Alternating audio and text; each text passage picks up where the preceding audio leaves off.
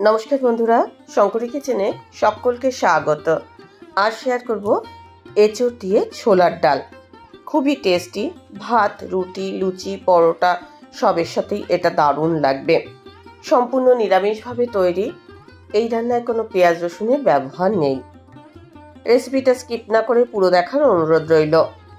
এখানে আমি 1 কাপ ছোলার ডাল নিয়েছি। ছোলার ডালটা আমি 3-4 ঘন্টার জন্য ভিজিয়ে রাখবো, তারপরে আমি বাকি প্রসেসিংয়ে যাব। এখানে 500 গ্রাম এঁচোড় আছে।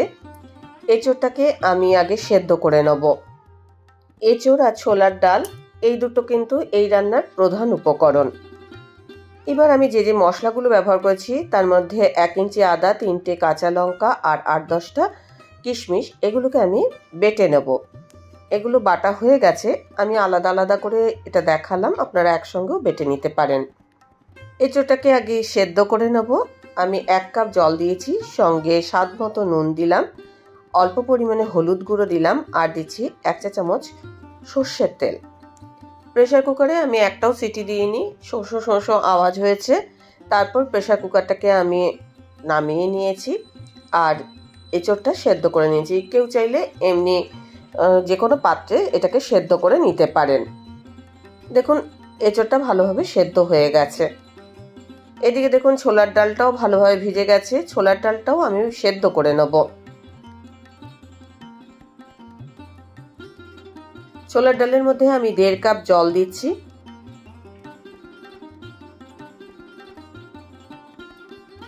এর মধ্যে আমি একটা তেজপাতা দিয়ে দিলাম, সঙ্গে দিলাম দারচিনির ছোট্ট একটা টুকরো আর দিলাম 2টো থেতো করা এলাচ, সঙ্গে 1 চা চামচ ঘি।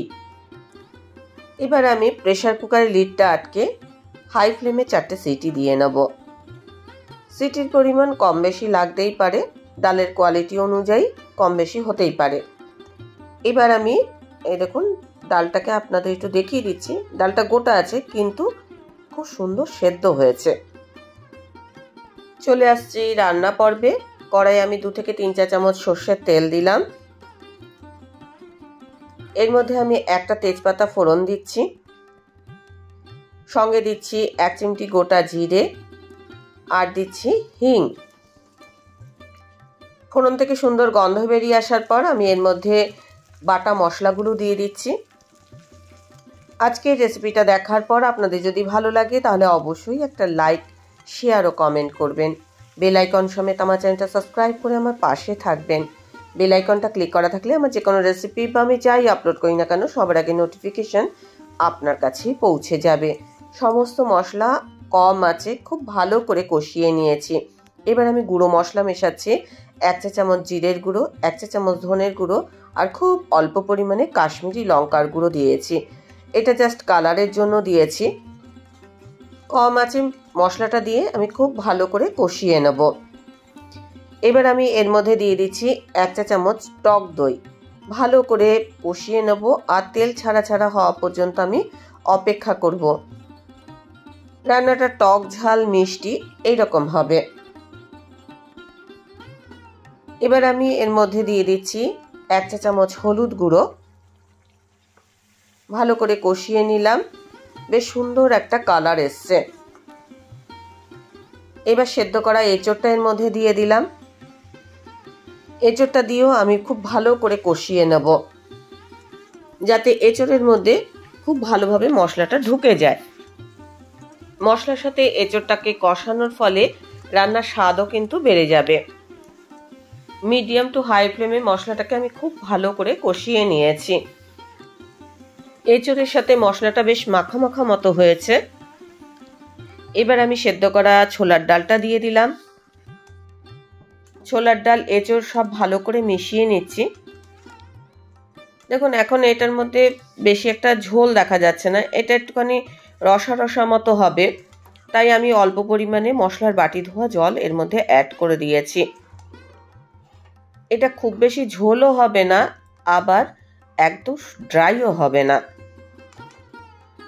এবার আমি স্বাদ মতো নুন দিয়ে দিচ্ছি।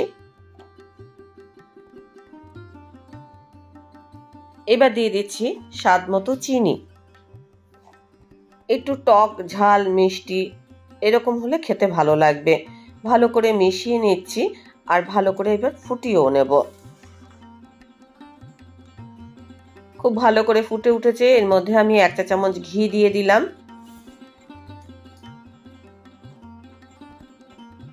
এবার আমি একটা ভাজা মশলা এর মধ্যে অ্যাড করছি। এই মশলাটার মধ্যে আমি শুকনো লঙ্কা, গোটা জিরে, গোটা ধনে আর গরম মশলা একসঙ্গে শুকনো খোলায় ভেজে গুঁড়ো করে নিয়েছি। একেবারে শেষে ঘি আর ভাজা মশলার গন্ধটা খুব ভালো লাগবে। ভালো করে মিশিয়ে আমি এটা এখন চাপা দিয়ে 2-1 মিনিট স্ট্যান্ডিং টাইম দেব, যাতে মশলার ফ্লেভারগুলো এর মধ্যে খুব ভালো করে ঢুকে যায়। এটা এখন একটু ঝোলঝোল দেখাচ্ছে। এটা কিন্তু যত ঠান্ডা হবে তত কিন্তু গাঢ় হয়ে যাবে, তাই একটু এই রসা রসা মতোই নামাবেন। ভাত, রুটি, লুচি, পরোটা সবের সাথেই এটা সার্ভ করতে পারেন। রেসিপিটা ভালো লাগলে অবশ্যই একটা লাইক দেবেন, প্রচুর প্রচুর শেয়ার করবেন। আমার চ্যানেলটা ভালো লাগলে অবশ্যই সাবস্ক্রাইব করে নেবেন। আজকের রেসিপি এই পর্যন্ত। দেখা হবে নতুন কোনো রেসিপি নিয়ে নতুন কোনো এপিসোডে। এতক্ষণ আমার সঙ্গে থাকার জন্য অনেক অনেক ধন্যবাদ।